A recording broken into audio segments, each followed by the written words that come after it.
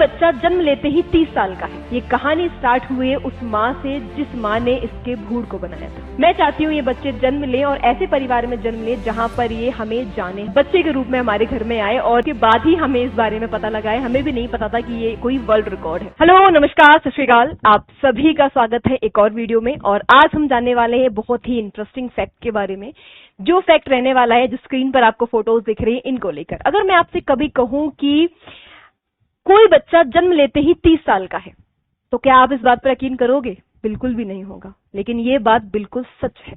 ये जो बच्चा आपको स्क्रीन पर दिख पा रहा है, ये जन्म लेते ही 30 साल का है और इस बच्चे को वर्ल्ड ओल्डेस्ट बेबी का खिताब भी मिल गया है। इस बच्चे का जिस भूड़ से जन्म हुआ है वो आज से 30 साल पुराना है। इस भूड़ को 196 डिग्री सेल्सियस पर एक फ्रीजर में रखा गया था और उस फ्रीजर के बाद से अब इस बच्चे का जन्म हुआ है। 35 साल के लिंडसे और 34 साल के टिम पियर्स ने इस नन्ही सी जान का नाम रखा हुआ है 3 डियर्स डेनियल बियर्स। ये कहानी यहाँ से स्टार्ट नहीं हुई। ये कहानी स्टार्ट हुई उस माँ से जिस माँ ने इसके भूड़ को बनाया था। यानी 1994 में ये स्टोरी स्टार्ट हो गई थी। यानी इस बच्चे के जो बायोलॉजिकल मदर है, उन्होंने आईवीएफ तकनीक से 4 भूड़ों को तैयार करवाया था। उसमें से एक भूड़ को वो जन्म दे चुकी है, जो उनकी बेटी है, जो आज 30 साल की हो चुकी है। और उनको जो भूड़ 3 बचे हुए भूड़ थे, उन्होंने इसको स्टोर करवा दिया था फ्रीजर में।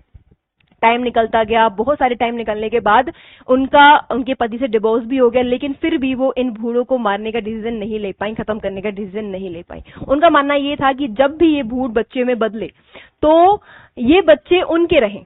ये रीजन था कि इन्होंने कभी भी इनको खत्म करने का डिसीजन नहीं लिया। साथ में इनके पास बहुत सारे ऑफर्स थे कि इनको रिसर्च के लिए दे देती, लेकिन इनका मानना था कि हम एक चीज समझ लो आप, या कुछ भी समझ लो, इनका था कि कभी भी मैं अपने इन बच्चों को रिसर्च के लिए नहीं देना चाहती।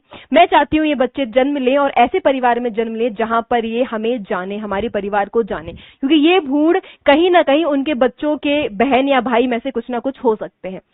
जब उन्होंने रिसर्च की तो उन्हें, जो इनकी बायोलॉजिकल मदर है, उनका नाम था लिंडा।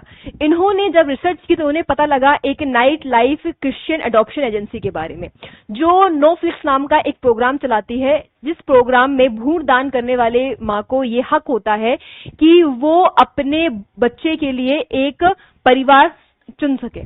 तो लिंडा ने अपने बच्चे के लिए इस अमेरिकन परिवार को चुना और आज ये बच्चा इस पृथ्वी पर आ चुका है। जब पूछा गया लिंडसे से कि क्या आप चाहते थे वर्ल्ड रिकॉर्ड बनाना, तो उनका कहना था कि नहीं, मैं कोई वर्ल्ड रिकॉर्ड नहीं बनाना चाहता था, मैं केवल एक बच्चा चाहता था जो हमारे घर में किलकारी के रूप में, एक बच्चे के रूप में हमारे घर में आए। और ये वर्ल्ड रिकॉर्ड जब बना उसके बाद ही हमें इस बारे में पता लगा है। हमें भी नहीं पता था कि ये कोई वर्ल्ड रिकॉर्ड है। इस टाइम पर दोनों ही फैमिलीज बहुत खुश हैं और लिंडा ने भी अभी तक बच्चे को नहीं देखा है, लेकिन उनका मानना ये है कि ये बच्चा बिल्कुल उनकी बेटी की तरह लगता है। अगर आपको इन्फॉर्मेशन अच्छी लगी तो कमेंट बॉक्स में जरूर बताइएगा। और यही है साइंस का चमत्कार। Thank you so much.